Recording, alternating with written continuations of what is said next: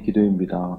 다니엘은 성경에 보면 여러 지도자들이 나오는데 다니엘처럼 그들 나라와 민족을 사랑하고 하나님을 향해서 간절히 기도하고 또 몸소 이제 모범을 보였던 이들도 많지 않은 것 같습니다. 오늘 다니엘은 이스라엘 민족들에게 하나님께서 이 포로의 70년의 포로 기간을 명령하신 거죠. 포로 기간이 70년을 말씀하셨고 거의 이제 70년이 이제 끝나갈 무렵에 다니엘은 하나님을 향하여서 다시 한번 이스라엘 민족들의 구원과 회복에 대해서 말씀하고 있습니다. 다니엘은 이제 어떻게 생각하면은 이제 장수한 거죠. 다니엘이 이제 포로로 끌려가서 그들 민족들이 이제 이스라엘 민족들이 회복되어서 돌아갈 그때 어쨌든 간에 평생을 장수하면서 하나님의 선하신 뜻과 인도하심을 바라보게 되는데 그가 이제 본문을 통해서 기도하는 거예요. 그러니까 다니엘은 그에게 있어서의 온전한 그 지혜의 모습은 기도함을 통해서 다니엘은 기도하는 사람이었고 또 기도하는 다니엘에게 하나님은 꿈과 환상과 계시를 통하여서 그분의 선하신 뜻과 인도하심을 계속해서 비춰주고 계심을 우리가 발견하게 됩니다. 하나님께서 가지고 계신 것들, 그분은 끊임없이 그분의 뜻과 인도하심과 예비하심을 우리에게 비춰주고 계시는데 그 지혜는 기도하는 사람들에게 하나님께서 선물로서 허락해 주시는 거예요. 그러니까 스스로의 기도하는 사람은 스스로의 생각에 갇히질 않아요. 그러니까 하나님의 시선으로 나 자신을 계속해서 바라보려고 힘쓰다 보면은 스스로 누가 이야기하지 않아도 스스로 생각하기에 하나님의 지혜를 가지고 움직이게 됩니다. 근데 많은 경우에 있어서 사람들이 이제 잘못된 판단을 하는 것은 보여지는 것, 들려지는 것에 내 시야가 갇혀가지고 온전한 그 분별력을 잃고 살아갈 때가 많이 있게 되는데 하지만 항상 무슨 일을 어떻게 하든지 간에 하나님의 뜻, 그러니까 무슨 일 하든지 간에 큰일이든 작은 일이든 간에 기도하고 결정하는 것이 무엇보다 중요합니다. 기도하는 시간을 가지면 가질수록 그것에 따라서 때로는 객관적으로 때로는 하나님의 시선을 통해서 많은 부분 점검하게 되고 그것을 통해서 실수를 줄이면서 나아가게 됩니다. 다니엘은 항상 기도의 사람이었고 그가 행해야 될 것과 하지 말아야 될 것들 또 이제 그 왕 앞에서 해야 될 것과 하지 말아야 될 것들에 대해서도 분명하게 분별력을 가지고 이제 살아갔던 한 사람. 그래서 이스라엘 민족들이 어쨌든 그들의 이제 삶을 통해서 바벨론에서 이제 페르시아로 왕조가 바뀌는 상황 가운데서도 다니엘은 여전히 나라의 중심적인 일을 감당하는 것들을 우리가 봤을 때에 하나님의 백성으로서의 또 온전한 삶을 살아감에 있어서 하나님의 지혜가 얼마나 중요한지를 보게 됩니다.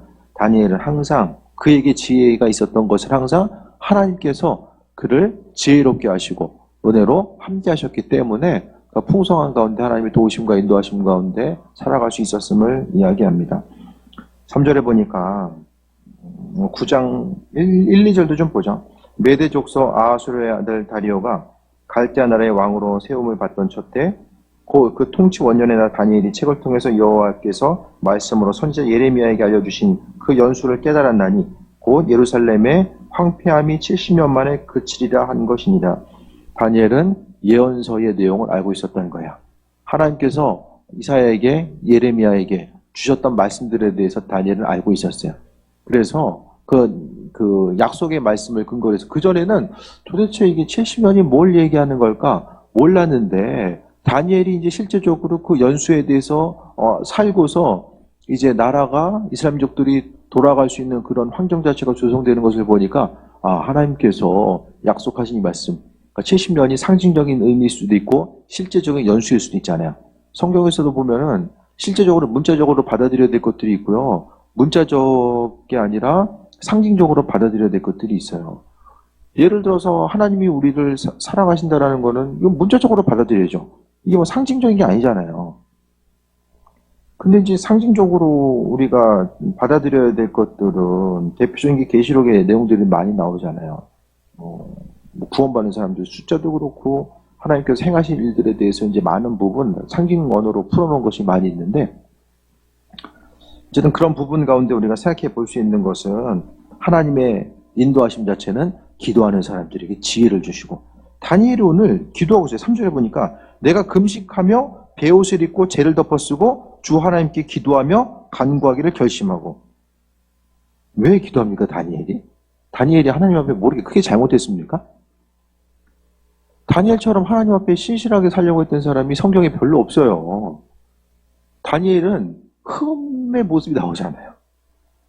다니엘이 뭐 죄졌다거나 실수하거나, 그러니까 하나님의 사람으로서 거의 완벽한 인물로서 다니엘은 묘사됩니다.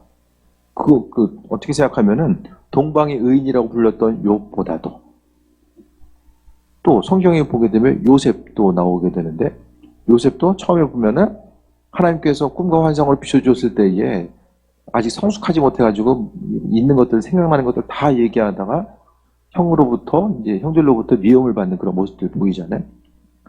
어쨌든 그 다니엘은 성경에 있어서 정말로 흠이 안 나오는, 하나님 보시기 정말로 온전한 사람으로서 비춰지게 되는데, 그가 금식하며 베옷을 입고 죄를 뒤집어 쓰고, 무슨 중죄인도 아니고 죽을 죄를 지은 거. 그러니까 이스라엘 민족들에게 있어서 베옷을 입고 금식을 하면서 그 죄를 엎어쓴다는 거.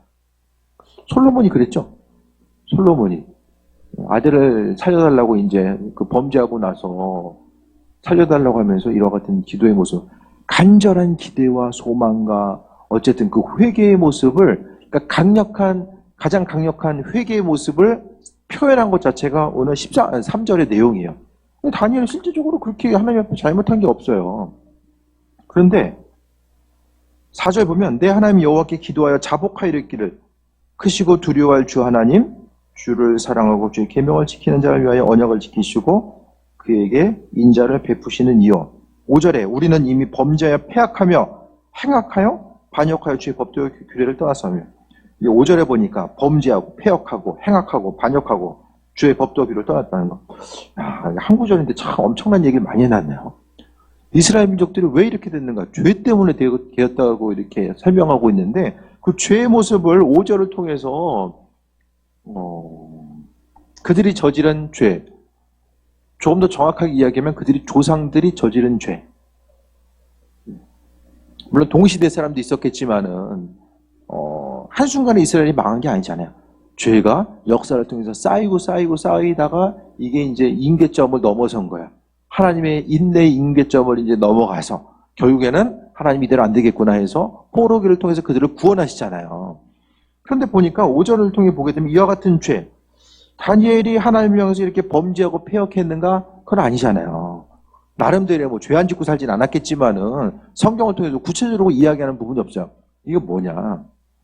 이스라엘 민족들 전체를 다니엘이 동일시하는 거예요. 이스라엘 민족들 전체를 대표해서 스스로 대표자라서 대표한 것이 아니라 그들을 대표하는 마음으로 이제는 뭔가 이제 새롭게 출발해야 되는 것. 이스라엘 민족들이 포로기를 이제 끝내가면서 이제는 예루살렘으로 돌아가야 되는 새로운 출발을 맞이해야 되는 그 시점에 지금 와 있는 거예요.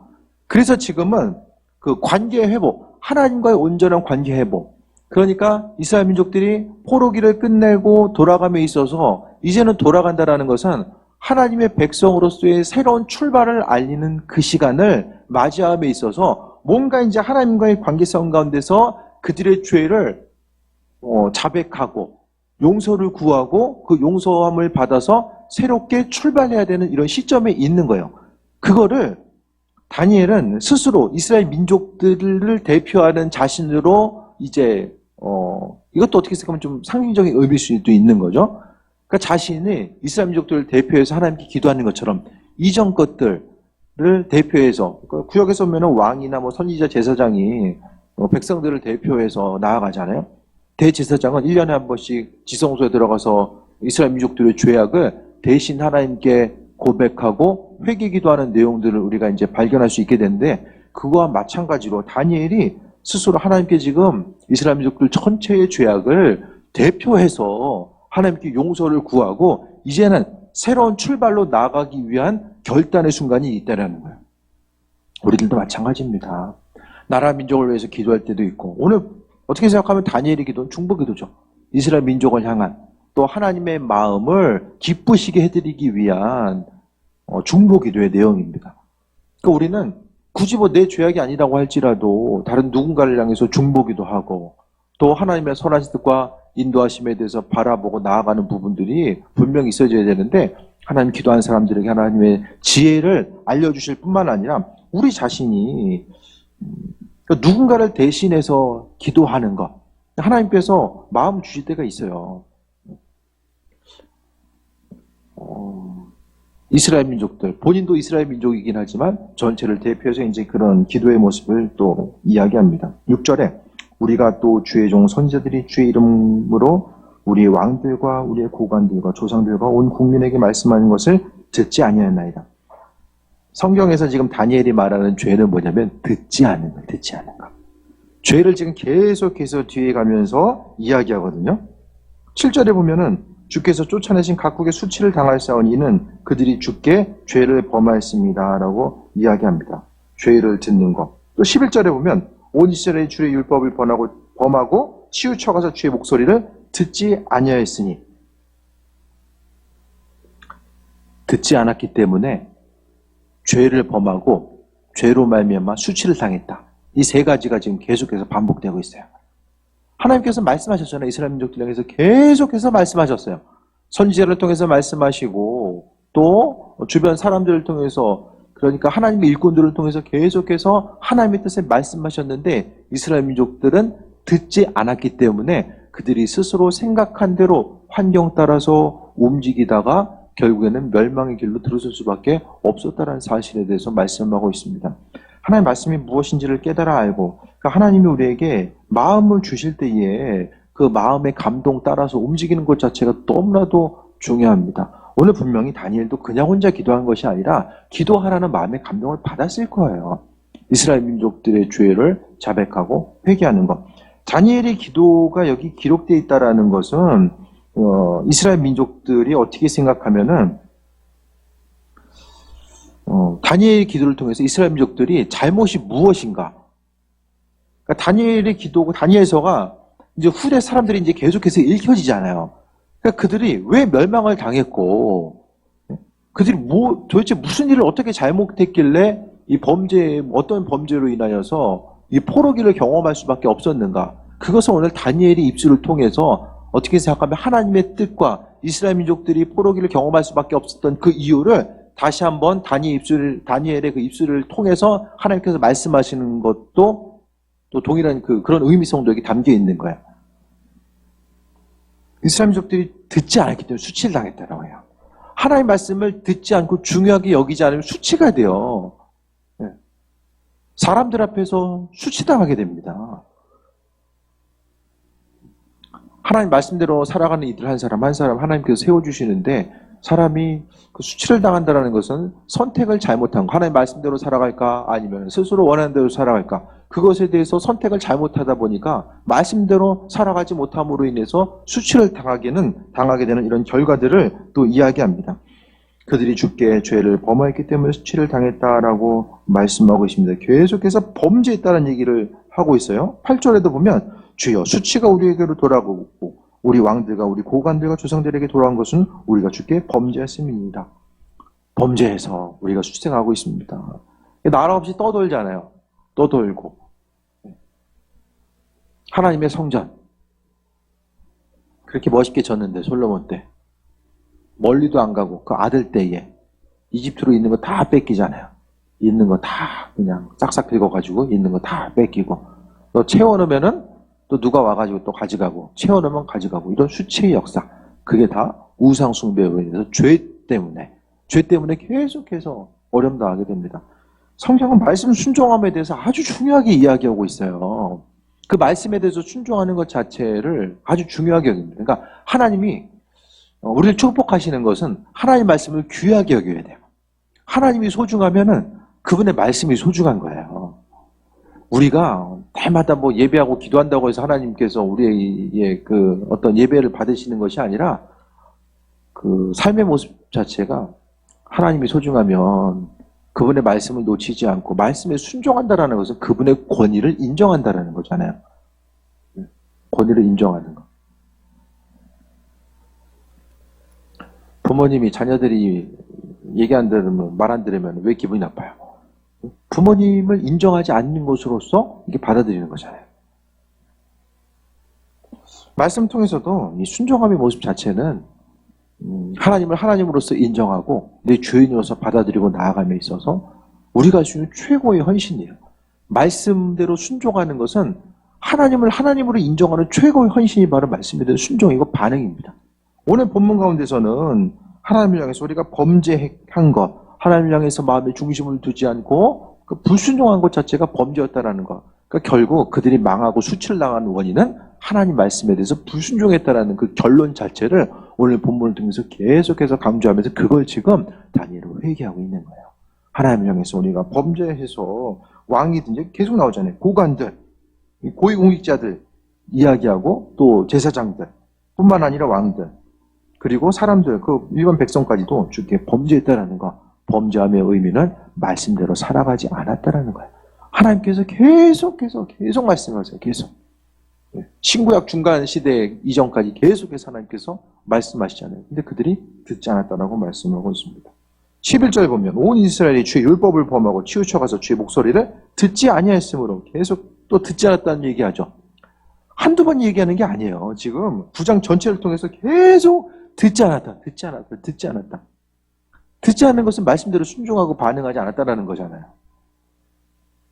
삶의 모습 자체가 우리가 말씀 순종하는 것은 많은 부분 쉽지 않죠. 우리가 신앙적으로 성숙하면은 믿음이 깊어지고 신앙적으로 성숙하면은 주님 말씀대로 순종하는 것이 쉬워요. 생각보다 쉬워요. 근데 우리가 그 훈련이 되어 있지 않고 내 스스로의 생각과 판단력 손해보지 않고 살아가려고 하는 그 마음의 생각이 계속돼서 움직이게 되면 말씀대로 순종하기보다는 그 주님께서 마음에 주신 감동에 대해서 한 번 안 하면 몸은 편할 수는 있어요.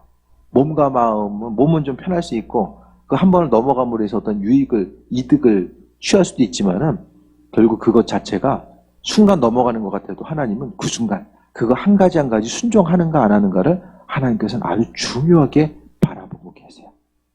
삶의 순간순간 오늘 하루의 삶을 좀 어떠셨습니까? 어떤 선택의 문제 앞에서 하나님 말씀에 대해서 마음의 감동 받은 대로 움직이는 것.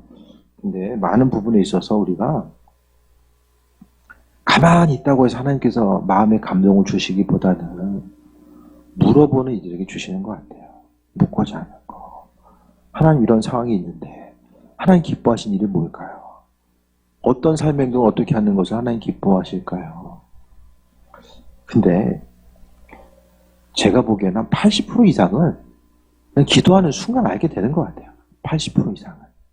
하나님 기뻐하시는 일이 뭘까? 대부분 그 80%는 내가 좀 하기 부담스러워하는 건 하나님께서 마음 주시는 거예요. 그게 맞아요, 거의. 그게 한 80%는 맞는 것 같아요. 나머지 20%는 조금 더 생각하고 조금 더 간구하고 나아가야 할 부분들이 있지만은 대부분의 일상생활 가운데서 만나게 되는 소소한 일상 가운데 만나게 되는 이 선택의 문제는 기도하면 하나님께서 하나님의 지혜를 통해서 알게 하시고 근데 그 한 번 하루의 선택 우리가 뭘 선택하든지 간에 하나님 말씀대로 반응하고 움직이는 그 한 번의 선택을 정말 하나님께서 아주 중요하게 여기신다는 것을 잊지 말아야만 합니다. 한 번 넘어가면 그냥 끝나는 게 아니라 그 한 번의 선택 때문에 하나님 그분의 뜻을 우리에게 더 비춰주시고 인도하시고 함께 하심을 경험하게 됩니다. 그래서 하나님은 12절에 주께서 큰 재앙을 우리에게 내리사 우리와 및 우리를 재판하던 재판관을 쳐서 하신 말씀을 이루셨사옵니다. 그 범죄는 범죄로 끝나는 것이 아니라 사람들의 수치로 이어진다는 거예요. 죄.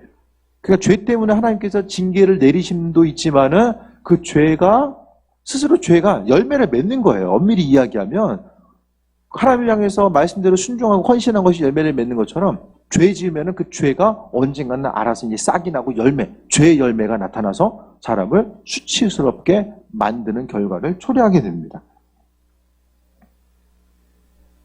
13절 보면 이 모든 재앙이 이미 우리에게 내렸사오나 또 우리의 죄악을 떠나고 주의 진리를 깨달아 우리 하나님 여호와의 얼굴을 기쁘게 하지 아니하였나이다. 이것도 결국 듣지 않았다는 거예요. 듣지 않았다는 거. 그러니까 다니엘은 기도를 통해서 그들의 민족의 역사를 돌아보고 현재의 상황을 돌아보고 하나님 향해서 하나하나 스스로 생각했을 때 이스라엘 민족들이 저지른 범죄의 모습이 듣지 않았는데 어떻게 듣지 않았는지를 하나하나 일일이 꺼내가면서 그들이 아픈 기억이지만 하나하나 꺼내가면서 하나님께 다시 내어놓고 이스라엘 민족들로 하여금 다시는 하나님 앞에 범죄하는 이들이 아니라 정말 하나님의 백성으로서 이 출발을 하기 위한 그 모습 자체를 다시 한번 말씀하고 있습니다. 그래서 17절에 우리 하나님이여 지금 주의 종의 기도와 간구를 들으시고 주를 위하여 주의 얼굴빛을 주의 황폐한 성소에 비추시옵소서. 성경에서 하나님께서 얼굴에 비추시는 빛, 모세가 이제 그 십계명을 받고 나서 빛으로 비쳤던 것처럼 성경에서 보면 하나님의 형상은 광채가 있다고 하잖아요. 얼굴빛을 돌린다는 것은 하나님의 시선과 관심과 하나님의 그 생각 관점이 다시 한번 이스라엘 민족들을 향하여서 예루살렘이라는 것은 하나님의 임재의 상징, 성전이 있었던 것, 그것을 향해서 하나님의 선하신 뜻과 인도하심, 그러니까 관계 회복을 이야기하는 거야.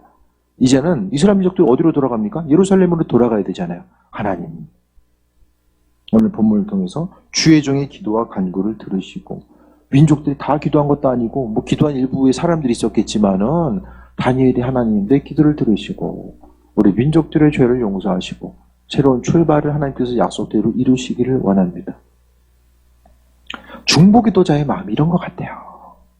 나라 민족을 위해서 기도할 때도 그렇고 우리의 본성은 잘한 거 잘못한 거 하면서 그냥 판단하기 쉽지만 그것보다는 하나님의 말씀 정말로 중보기도자의 마음은 정말 그 사람의 범죄함이 내 범죄 아닌 것, 범죄로서 느껴지는 것. 그 사람의 갈급한 일이 정말 내 일처럼 느껴지는 것. 그 사람이 정말 중보기도자로 쓰임받는 거예요. 하나님의 시선, 다른 사람의 아픔이 나의 아픔처럼 동일시되는 것. 오늘 본문에 보면 다니엘은 이스라엘 민족들 전체의 죄악을 자신의 죄인 것처럼 인식하고 다니엘은 평생을 통해 어떻게 움직였습니까? 적국에 끌려가서 스스로의 믿음을 지키기 위해서 초창기 삶을 투쟁하는 삶이었어요. 이방 민족 가운데서 믿음 지키기 위해서 생명 내놓고 믿음을 지키는 것이 생명을 잃어버릴 수밖에 없는 상황이 있었음에도 불구하고 그는 그 믿음 지키기 위해서 살았고 그렇게 지킨 믿음을 평생 동안 간직하기 위해서 얼마나 하나님 앞에 매달리고 기도하고 간구하는 삶을 살았겠습니까? 이방 지역, 그들 민족을 무너뜨립니다. 그러니까 바벨론도 이제 인재들을 등용해서 사용하긴 했지만은 어떻게 생각하면은 그 속국의 사람이죠, 속국. 피정복민의 그 삶. 이런 예들을 봤을 때에 하나님을 향해서 주의 종의 기도와 간구를 들으시고 얼굴빛을 황폐한 성소 예루살렘이죠. 이제는 다 무너지고 누구도 거들떠보지 않는 그곳을 향해서 하나님 은혜를 다시 한번 비춰주시길 원합니다. 무너진 그곳이 수축될 것에 대해서 아무도 생각하지 못했을 거예요. 다른 사람들은. 이제는 예루살렘이 끝났고 또 지나가던 사람이 예루살렘을 보면서 이방인들이 지나가면서 여기 옛날에 솔로몬이 그렇게 돈 들여가지고 정성껏 잘 지었던 곳인데 그리고 아마 그냥 지나갔을 거예요. 그런데 하나님께서 그곳을 향해서 다시 한번 회복시키시고 인도하심. 이와 같은 것은 다니엘이 어떻게 이렇게 기도할 수 있었어요? 왜 기도할 수 있었어요? 본문에. 약속 때문이죠. 2절 다시 한번 보면 다니엘의 책을 통해서 말씀을 통해서 여호와 하나님께서 예레미야에게 말씀하신 그 말씀을 그가 기억했고 그 말씀을 통해서 믿음이 있었기 때문에 하나님의 약속이 회복에 대한 약속이 있구나. 그것을 생각했기 때문에 믿음을 가지고 간구할 수 있었던 거예요.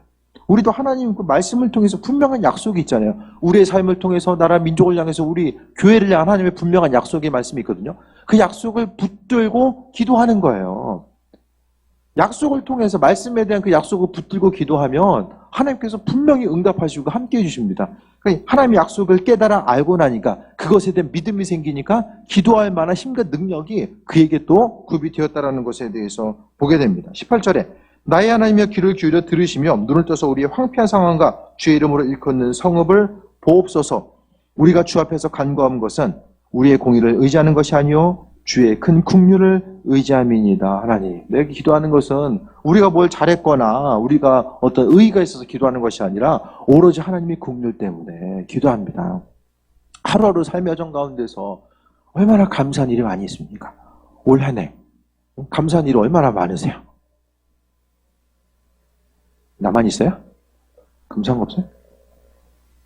감사한 일 얼마나 많아요. 한번 생각해 보세요. 감사한 일 얼마나 많은가. 힘든 것만 생각하지 마시고 주께서 베풀어 주신 감사한 일들 생각해 보세요. 그게 다 근본은 무엇입니까? 하나님의 긍휼이에요. 우리가 뭐 감사할 내용이 뭐 있어서 그게 아니라 어떤 일들이 잘 될 만한 행동, 우리의 의의가 있어서 그런 것이 아니라 하나님께서 그분의 긍휼이에요. 자녀들을 귀하게 여기시는 그분의 긍휼, 그분의 사랑과 값없는 은혜와 긍휼, 그것 때문에 우리가 지금 있는 거죠. 하나님께서 하나님의 백성들을 살리시고 인도하시겠다라고 하는 그 약속의 말씀 때문에 우리가 하루하루 기쁨과 감사함 가운데 또 한 해를 마무리하면서 살아갈 수 있다는 거예요. 삶의 순간순간 모든 일들을 생각할 때마다 하나님의 긍휼에 의지해서 우리가 죄 지은 대로 다 죄값 치우다 보면 세상이 얼마나 괴롭겠습니까?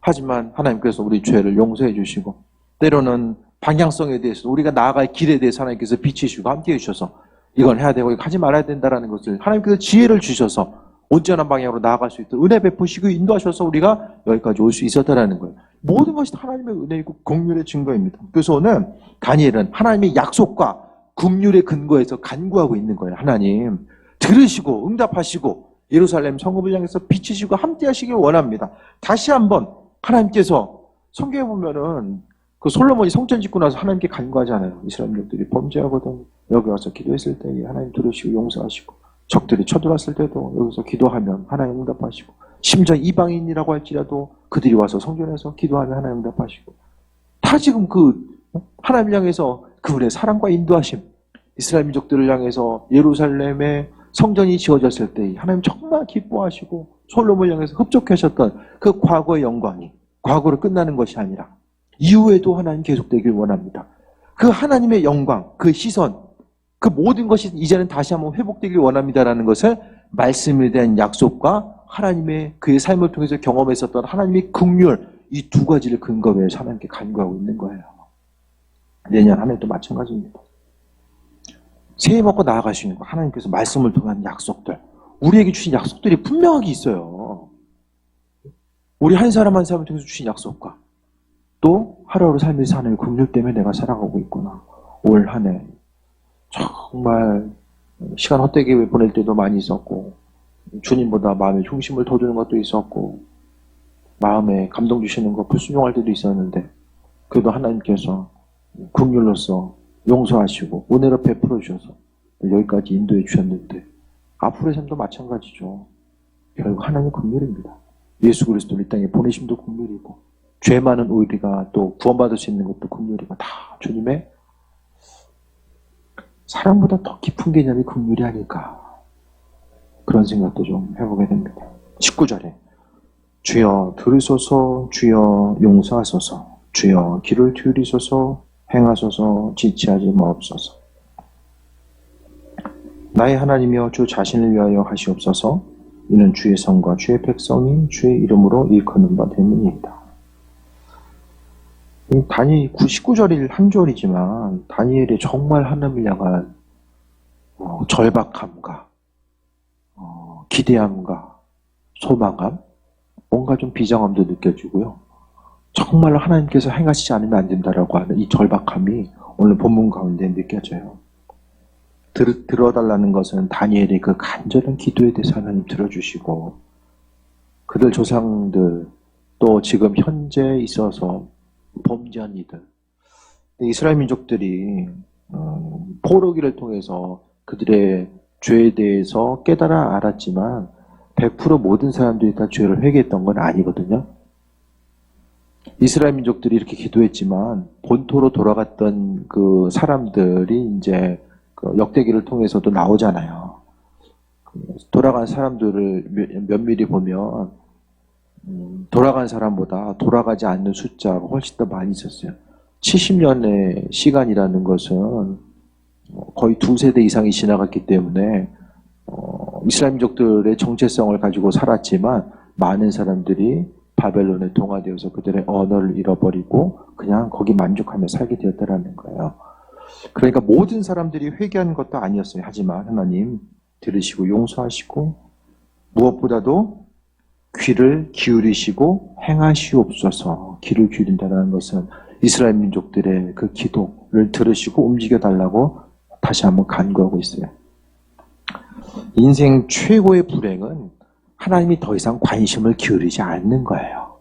내가 기도하든 기도 안 하든 하나님 관심이 없고 기도하는 것에서 하나님 시선을 돌리시고 귀를 막는 거.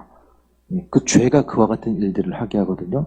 사람이 너무나도 마음이 완악해지고 하나님께서 마음에 감동을 주셨는데 계속해서 불순종하고 스스로 소견에 옳은 대로 살아가다 보면 하나님께서는 더 이상 이스라엘 민족들을 향해서 포로기로 말씀하신 것처럼 어느 순간 정말 그분께서 시선을 돌리실 때가 분명히 있다라는 거예요.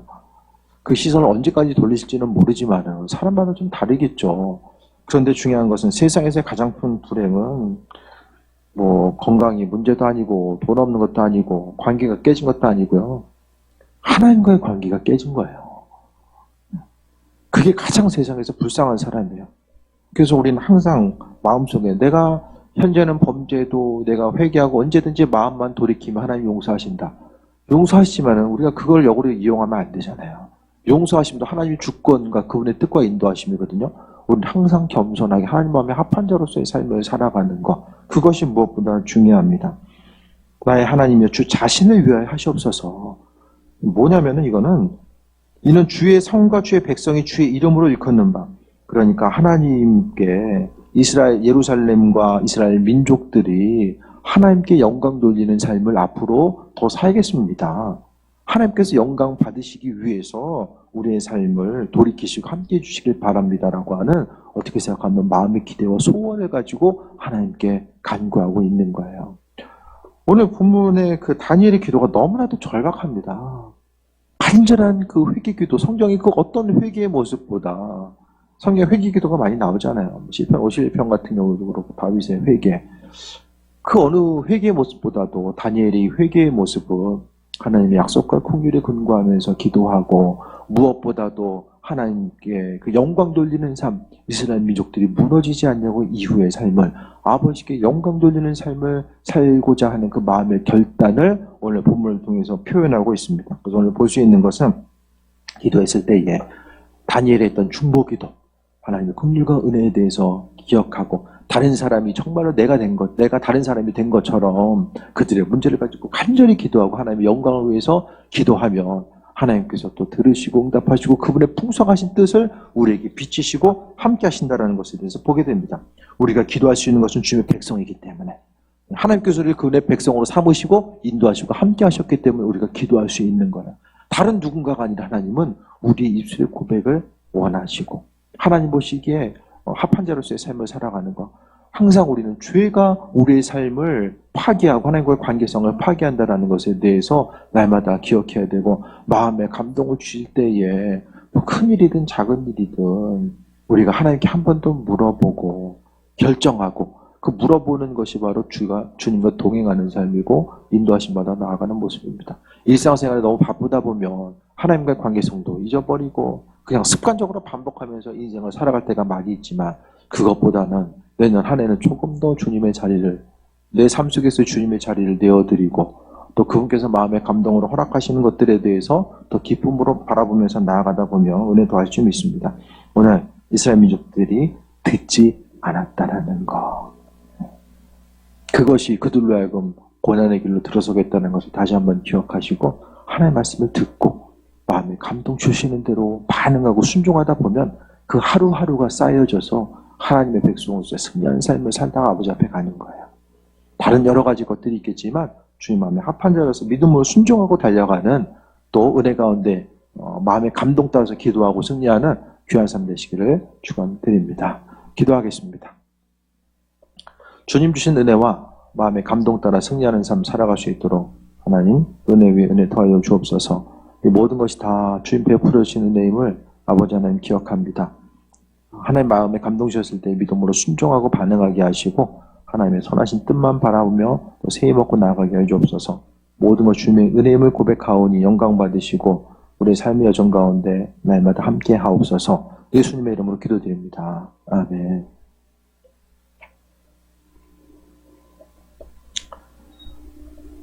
네, 내일 11시에 오후 11시에 송구영신 예배가 있고 돌아오는 주일은 신령 감사 예배로 드립니다.